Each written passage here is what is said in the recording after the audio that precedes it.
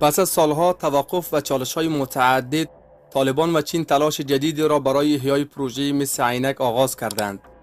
با برگزاری مراسم برای ساخت جاده دسترسی به معدن، این دو کشور گام در بهره برداری از دومین ذخایر بزرگ مس جهان برداشتند. معدن مس عینک در 40 کیلومتری جنوب شرق کابل در ساحه بی‌ثمر ولایت لوگر موقعیت دارد. ساحه‌ای که دومین ذخیره مس جهان را در خود داشته و منبع عظیم عاید افغانستان را تشکیل می‌دهد. 大家好，我是 MCC 的一名员工，现在我的名字叫陈真，现在我是现场的一名负责人，在这边也有2-3年了。 آقای چنزن یک تن از همکارای ما در کمپانی MCC که در ساحه معدن مس عینک فعالیت دارند، پیشتر ابراز تشکری و امتنان از معینیت محترم محافظت عامه کردند در عرصه تامین امنیت از اینا در ساحه کاری. خود ما هم دوش از اینا در ساحه معدن مس عینک شب و روز کار میکنیم. کارهای ما 24 ساعته روان است و از تامین امنیت که توسط معینیت محترم محافظت عامه در ساحه گرفته شده از مجاهدین بسیار خوش و راضی هستند و بسیار تشکر میکنن از اینکه شب و روز در اینجا کار میکنن بدون هیچ نوع حادثه امنیتی. در 3 سال که اینا کار خود شروع کردن و کار میکنن هیچ مشکل امنیتی ندیدن و بسیار خوش هستند. بسیار زیاد تشکری میکنن. پس از 16 سال تأخیر، مقامات طالبان و مهندسان چینی کلنگ اجرای پروژه مس عینک را به زمین زدند. مس عینک بیش از 20 ساحه و موقعیت مخروبه را نیز در خود جا داده است که متعلق به بزرگترین راهبان بودیزم قرون 5 و 6 می باشد. قلعه ها و شواهد به دست آمده نمایانگر آن است که حتی آثار دوره برنز نیز در زیر خردسنگ های باستانی معدن مس مدفون می باشد. مجموع این منابع که از مس و سنگ آهن تا لیتیوم و سایر مواد معدنی حیاتی را شامل می شود، به ارزش تخمینی 1 تا 3 تریلیون دلار می رسند. تخمین زده می شود که چیزی بین 5.5 تا 11.5 میلیون تن مس با عیار بالا در خود داشته باشد. ارزش مس موجود در عینک با محاسبه قیمت فعلی جهانی که بیش از 10,000 دلار آمریکایی برای هر تن است تا 112 میلیارد دلار آمریکایی تخمین زده می شود. اما از این مجموع تنها 11 میلیارد دلار آن به افغانستان می رسد و 101 میلیارد دلار آن سهم چین خواهد بود. اعتقاد بر این است که افغانستان دارای ذخایر معدنی قابل توجهی است که به دلیل دهه‌ها بی‌ثباتی سیاسی و جنگ عمدتاً بلا استفاده باقی مانده‌اند. دولت‌های پی در پی افغانستان و چین مدت هاست که امیدوارند از پتانسیل این معدن استفاده کنند، اما اختلافات قراردادی، مسائل امنیتی، چالش‌های لوجستیکی و تغییرات دولتی پیشرفت را با مشکل مواجه کرده است. در نوامبر 2007 شرکت گروه متالورژی چین یعنی MCC، یک شرکت بزرگ دولتی چینی با پیشنهاد 1 میلیارد دلاری بیشتر از رقبا مبلغ 3.4 میلیارد دلار را برای اجاره 30 ساله برای توسعه معدن ارائه داد.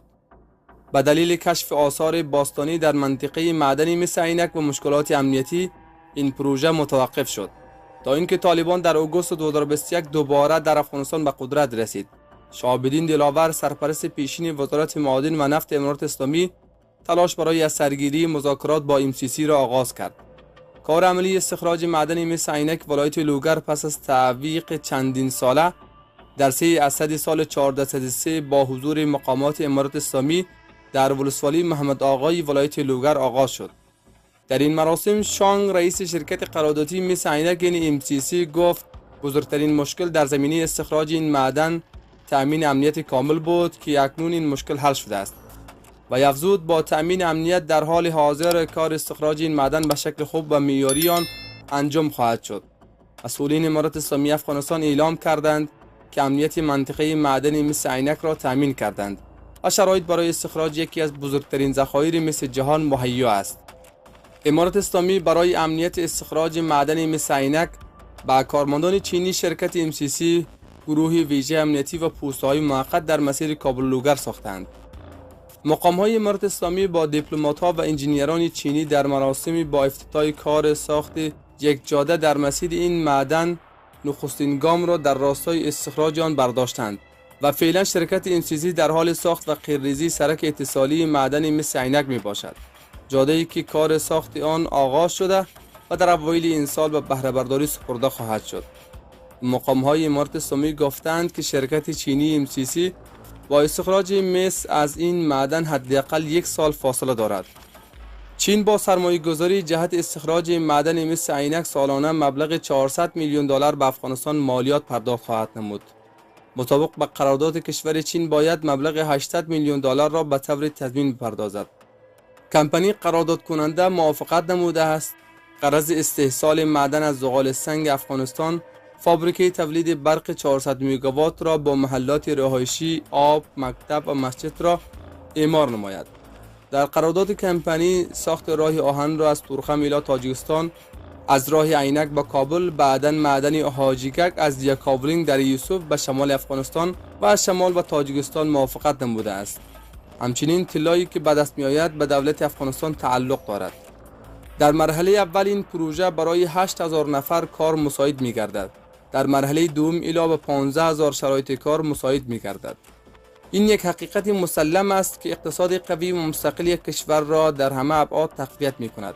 در جهان شاید کشورهای کمی وجود داشته باشد که مانند افغانستان هوای گوارای، آب فراوان، جنگل‌ها، دشت‌های فراخ و در پهلوی همه اینها ذخایر طبیعی زیرزمینی داشته باشد. اندازه منابع طبیعی در افغانستان به آن سطح می رسد که می تواند فقیرترین کشور جهان را به یک کشور ثروتمند و غنی مبدل گرداند. ولی در اضافه تر از 4 دهه اشغال، بی‌ثباتی، ناامنی، نبود یک چارچوب قانونی، پالیسی ها، فساد اداری، مدیریت نادرست پروژه ها، عدم موجودیت حکومت های مستقل، نبود زیربنای اساسی و در مجموع به جای توجه به این بخش تکیه کردن به کمک های خارجی جلوی پیشرفت سکتور معادن را در کشور گرفته بود. ولی اکنون که امنیت سرتاسری در کشور تامین گردیده، ترس فساد وجود ندارد و پروژه ها منظم مدیریت می شوند، به استخراج معادن به شکل منظم و قانونی توجه مبذول گردیده است.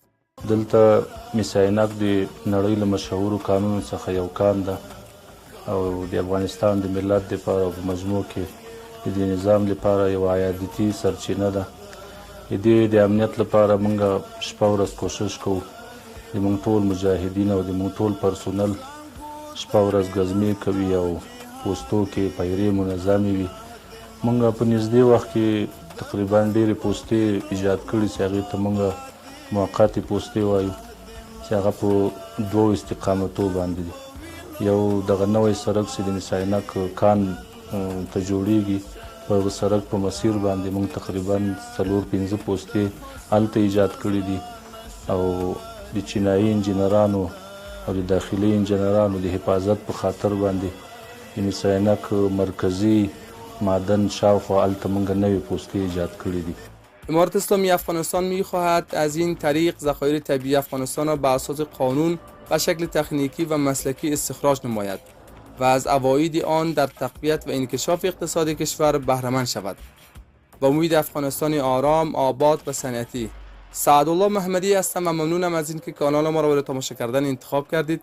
دیدگاه و نظریاتتان را در قسمت کامنت بنویسید و اگر تا هنوز به کانال ما نپیوستیده باشید نخست ویدیو را لایک، سپس کانال ما را سابسکرایب و آیکن زنگ را فشار دهید و ویدیو را با دوستانتان شریک بسازید. تا دیداری بعد، خدا نگهدارتان.